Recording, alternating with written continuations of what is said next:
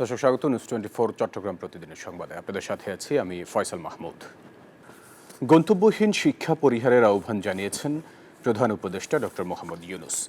চট্টগ্রাম সমাবর্তনে যোগ দিয়ে এই কথা বলেন তিনি। আরও বলেন, পৃথিবীর ভবিষ্যৎ শিক্ষার্থীদের হাতে, নিজের স্বপ্নের মতো বিশ্বকে গড়তে কাজ করতে হবে শিক্ষার্থীদের বলেও এ সময় জানান প্রধান উপদেষ্টা। বুধবার দুপুরে চট্টগ্রাম বিশ্ববিদ্যালয়ের সমাবর্তনে যোগ দেন প্রধান উপদেষ্টা। অনুষ্ঠানে সভাপতিত্ব করেন চট্টগ্রাম বিশ্ববিদ্যালয়ের উপাচার্য ডক্টর মোহাম্মদ ইয়াহিয়া আক্তার। এছাড়া উপস্থিত ছিলেন শিক্ষা উপদেষ্টা অধ্যাপক doctor Chowdhury Rafiqul Abrar, UGC chairman অধ্যাপক এস.এম.এ ফায়েজ এবং আরও 4 জন উপদেষ্টা। আমি যেভাবে বলেছি সেভাবে করতে হবে এমন কোনো কথা নেই। আমি আমার কথাটা বলে যাচ্ছি, অন্যরা অন্যদের কথা বলবে, তোমরা তোমাদের কথা বলবে, কিন্তু নিজের মনের একটা স্বপ্ন থাকতে হবে। এটাই আমার আবেদন, যে আমরা কি ধরনের বিশ্ব চাই, কি ধরনের সমাজ চাই, কি ধরনের সংসার চাই, কি ধরনের শিক্ষা ব্যবস্থা চাই, এগুলো আমার মনের মাধুর মিশিয়ে আমাকে বের করে নিতে হবে। গতের মধ্যে ঢুকে গেলাম, যা আছে সেটা মেনে নিলাম, তাহলে কিছুই পাল্টাবে না, কিছু পরিবর্তন হবে না। চট্টগ্রাম বন্দর বাংলাদেশের অর্থনীতির হৃৎপিণ্ড। এই হৃৎপিণ্ডকে প্রতিবেশীদের সঙ্গে সংযুক্ত করতে হবে। বুধবার নিউ মুরিং কন্টেইনার টার্মিনাল পরিদর্শনের সময় কথা বলেন প্রধান উপদেষ্টা ডক্টর মোহাম্মদ ইউনূস। এদিকে কালুরঘাটে কর্ণফুলী নদীর ওপর নতুন আরেকটি রেল কাম সড়ক সেতুর ভিত্তিপ্রস্তর উন্মোচন করেন ডক্টর মোহাম্মদ ইউনূস। আবু জাবেদের ছবিতে চট্টগ্রাম থেকে নয়ন বড়ুয়া জয়ের রিপোর্টে বিস্তারিত। অন্তর্বর্তী সরকারের প্রধান উপদেষ্টার দায়িত্ব পাওয়ার পর নিজ শহর চট্টগ্রামে প্রথম পা রেখেই ছুটে যান চট্টগ্রাম সমুদ্র বন্দরে। বুধবার সকাল 9টায় শাহ আমানত বিমানবন্দরে আসলেই অভ্যর্থনা জানান city mayor doctor Shahadat Hossain ও বিভাগীয় কমিশনার সহ অন্যরা। পরে গাড়ি যুগে যান চট্টগ্রাম বন্দর পরিদর্শনে।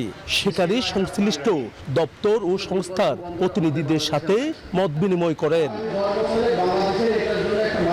এই সময় চট্টগ্রাম বন্দর পরিচালনার নানা পরিকল্পনার কথা তুলে ধরেন প্রধান উপদেষ্টা। বলেন, বাংলাদেশের অর্থনীতি বদলাতে চট্টগ্রাম বন্দর ছাড়া কোনো বিকল্প নেই। পৃথিবীর সারা বন্দর ব্যবস্থাপক যারা আছে তাদেরকে ডাকো। দেখলাম যে আগেই ডাকা হয়ে গেছে, কিন্তু কাজটা হচ্ছে না। আমি বারে বারে সবার কাছে আবেদন করছি, এটা তাড়াতাড়ি করে ফেলো। আমাদের যে সুযোগ আছে এই সুযোগে আমরা হৃৎপিণ্ডকে ওই সাইজের, যে সাইজে আমরা কল্পনা করি বাংলাদেশের অর্থনীতি দাঁড়াবে, বাংলাদেশের ভবিষ্যৎ পরিবর্তন হয়ে যাবে, এটা পরিবর্তন না করে বাংলাদেশের কোনো অর্থনৈতিক পরিবর্তন সম্ভব না। চট্টগ্রাম বন্দর বাংলাদেশের অর্থনীতি হৃৎপিণ্ড, কিন্তু যদি হৃৎপিণ্ড দুর্বল হয় কোনো ডাক্তারই তা ভালো করতে পারে না। তাই একে বিশ্বমানের করতে হবে। তবে বিদেশিরা বন্দর পরিচালনা করলে একদিকে দেশের অর্থনীতি সমৃদ্ধ হবে, অন্যদিকে কর্মসংস্থানও বাড়বে দেশের মানুষের। চট্টগ্রাম বন্দর হলো ভরসা। এটাকে বাদ দিয়ে বাংলাদেশের অর্থনীতি নতুন কোনো পাতায়, নতুন কোনো অধ্যায়ে প্রবেশ করার কোনো সুযোগ নেই। এই পথ খুলে দিলে বাংলাদেশের অর্থনীতির পথ খোলে। যদি বন্দর ব্যবসাতে বাংলাদেশিদের কথা সবাই সব জায়গাতে স্মরণ করে, তারা জানে বন্দর কিভাবে ম্যানেজ করতে হয়। সেই গোপন রহস্য আমরা উদ্ধার করে ফেলতে পারি। পরে সার্কিট হাউসের অনুষ্ঠানে যোগ দিয়ে বহুল প্রতীক্ষিত নতুন কালুঘাট সেতুর ভিত্তিপ্রস্তর উন্মোচন করেন ডক্টর ইউনূস। এই সময় চট্টগ্রামের জলাবদ্ধতা নিরসন সহ যাতায়াত ব্যবস্থা উন্নতিকরণ নিয়ে নানা দিক নির্দেশনা দেন। নয়ন বড়ুয়া জয়, নিউজ 24 চট্টগ্রাম। চট্টগ্রামের বাকুলিয়া থানার নতুন ব্রিজ এলাকা থেকে চাঁদাবাজি ও ধর্ষণ মামলার আসামি দিদারুল আলম দিদারকে গ্রেপ্তার করেছে র্যাব 7। বুধবার ভোররাতে র্যাব 7-এর একটি টিম অভিযান পরিচালনা করে তাকে গ্রেপ্তার করে। এ সময় তার সাথে থাকা এই গ্যাংয়ের অন্য সদস্যরা পালিয়ে যায়। পুলিশ জানায়, দিদার চট্টগ্রামের অন্যতম চোরাই সিন্ডিকেটের আজগর গংয়ের সক্রিয় সদস্য।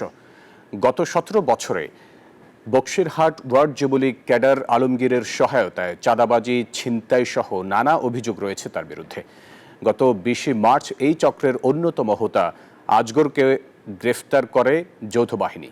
দিদারকে আদালতে সোপর্দ করা হয়েছে।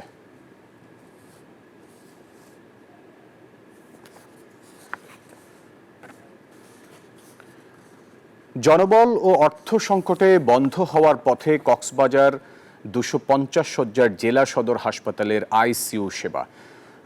জরুরি মুহূর্তে এই সেবা না পেলে চরম ঝুঁকিতে পড়বে অনেকের জীবন।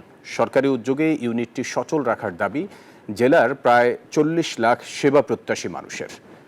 ইরফানুল হাসানের তথ্যছবিতে ডেস্ক রিপোর্ট। কক্সবাজার জেলার 25 লাখ মানুষের সঙ্গে যোগ হয়েছে প্রায় 13 লাখেরও বেশি রোহিঙ্গা। বিশাল এই জনগোষ্ঠীর জন্য 2019 সাল থেকে চালু করা হয় বিশ্ব ব্যাংকের অর্থায়নে বিভিন্ন আন্তর্জাতিক ও দেশীয় এনজিওর সহায়তায় বিশেষায়িত কার্যক্রম।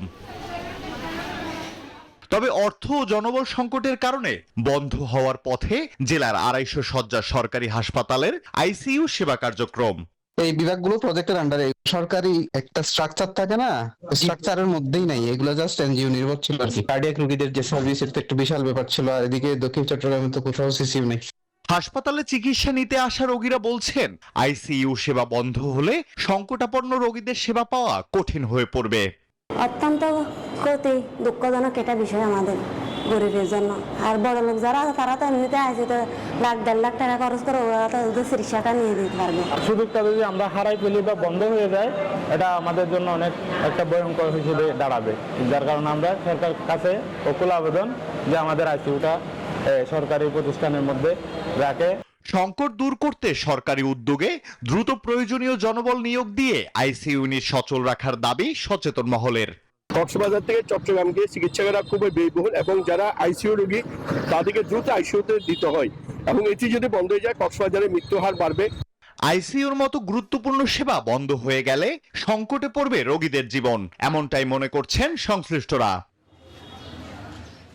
আলহাদি খান, ডেস্ক রিপোর্ট, নিউজ 24।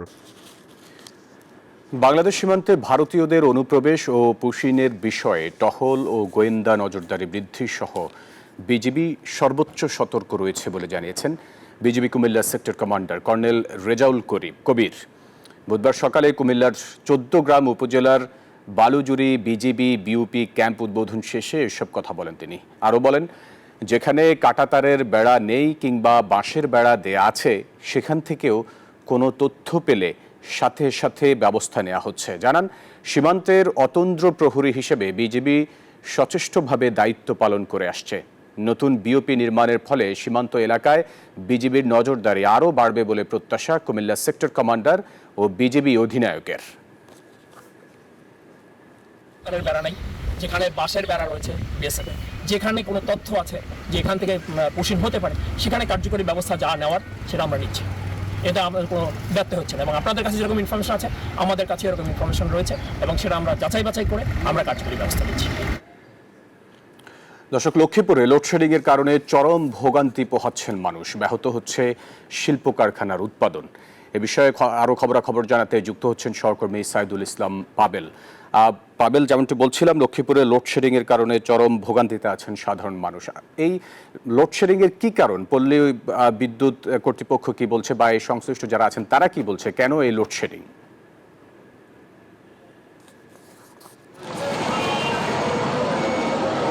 ধন্যবাদ ফয়সাল। আপনি জানেন যে গত কয়েকদিন থেকে তীব্র তাপদাহ চলছিল লক্ষ্মীপুরে। একটু আগে স্বস্তির বৃষ্টি বয়ে চলছে লক্ষ্মীপুরে।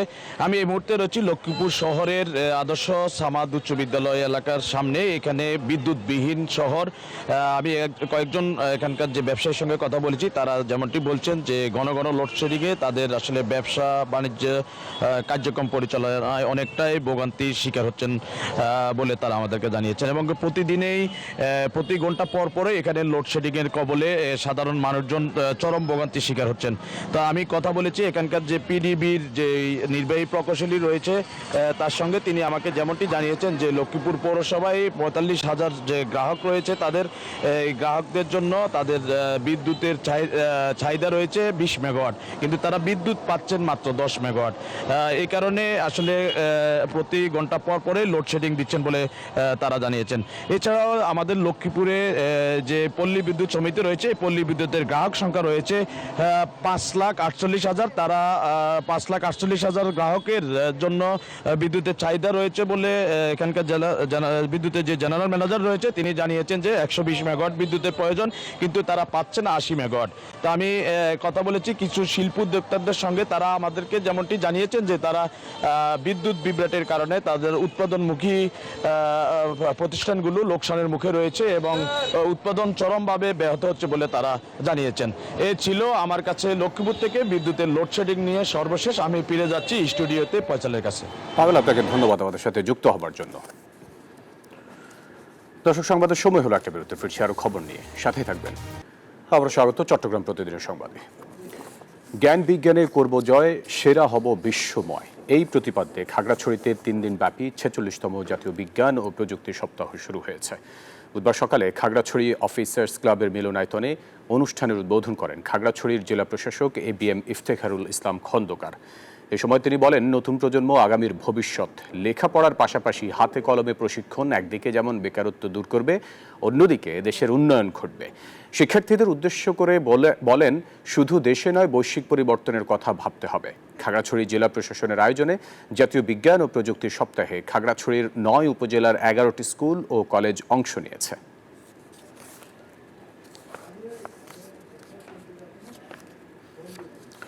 দর্শক, কুমিল্লা সদরের গালিয়ারায় চাঁদাবাজি ও চোরাচালানে বাধা দেয়ায় ওয়ার্ড বিএনপির সাধারণ সম্পাদককে ছুরিকাঘাতে হত্যা চেষ্টার প্রতিবাদ এবং জড়িতদের গ্রেপ্তার ও শাস্তির দাবিতে মানববন্ধন করছে এলাকাবাসী। বিস্তারিত জানাতে কুমিল্লা থেকে যুক্ত হচ্ছেন সহকর্মী HM মহিউদ্দিন।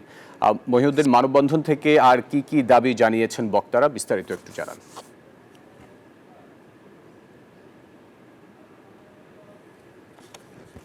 ধন্যবাদ আপনাকে। আপনি যেমনটি বলছিলেন, কুমিল্লা সদর উপজেলার একদম সীমান্তবর্তী এলাকা গলিয়ারা ইউনিয়নের বর্তমানে মানববন্ধন করছে এলাকাবাসী।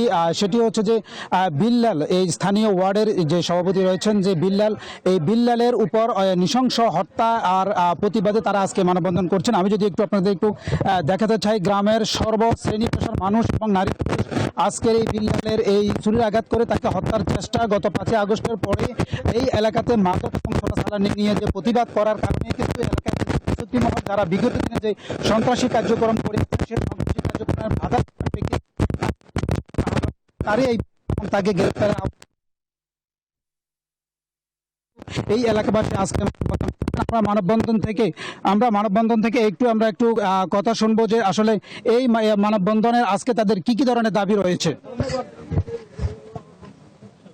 এই যে বিল্লালের উপর হামলার কারণটা কি হতে পারে? কারণটা দেখেন, আমরা সবাই বিএনপি করি, বিএনপি বদলতে ব্যক্তি ইগু থাকতে পারে অথবা নেতৃত্বের দ্বন্দ্ব থাকতে পারে। এই জাতীয় একটা ঘটনার জন্য হয়তো এই ঘটনাটা হয়েছে বলে আমি মনে করি। এটা নেতৃত্বের প্রতিযোগিতার কারণেই এই জাতীয় ঘটনা ঘটেছে এবং কিছুদিন আগে এখানে অনভিপ্রেতভাবে কিছু ঘটনা ঘটেছিল। এটার প্রতিক্রিয়া হিসেবেও তারা একটা ভিন্ন প্রতিক্রিয়া দেখাতে পারে হয়তো। যেমনটি বলছিলেন, আসলে মূল কারণটি হচ্ছে যে মাদকের উপরে তাদের যে প্রভাব রয়েছে এই এলাকাতে সীমান্তবর্তী এলাকার হওয়ার কারণে সন্ত্রাসী এবং চাঁদাবাজরা বিভিন্ন রকমের চোরাচালানির প্রতিরোধে তারা এই কার্যক্রম করে যাচ্ছে। তারই এই বাধা দেওয়ার কারণে তার উপরে নৃশংস হামলার বিষয়টি জানিয়েছেন স্থানীয়রা। তো এই ছিল কুমিল্লা থেকে আমার কাছে সর্বশেষ। চলে যাচ্ছি স্টুডিওতে। সোহাগ। মহিউদ্দিন, আপনাকে ধন্যবাদ আমাদের সাথে যুক্ত হওয়ার জন্য। নোয়াখালীতে আদালতের রায়ে 3.5 বছর পর ইউপি চেয়ারম্যান নির্বাচিত হলেন জামায়াত নেতা সাইদ আহমদ। দুপুরে নোয়াখালী জেলা দায়রা জজ আদালতের সিনিয়র সহকারী জজ দেওয়ান মনিরুজ্জামানের আদালতের রায়ে জামায়াত নেতা সৈয়দ আহমদকে 466 ভোটে বিজয়ী ঘোষণা করেন।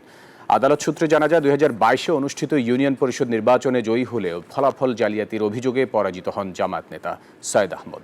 পরে তিনি নির্বাচনী ট্রাইব্যুনালে মামলা করেন। দীর্ঘ শুনানি শেষে আজ আদালত তাকে চেয়ারম্যান ঘোষণা করেন।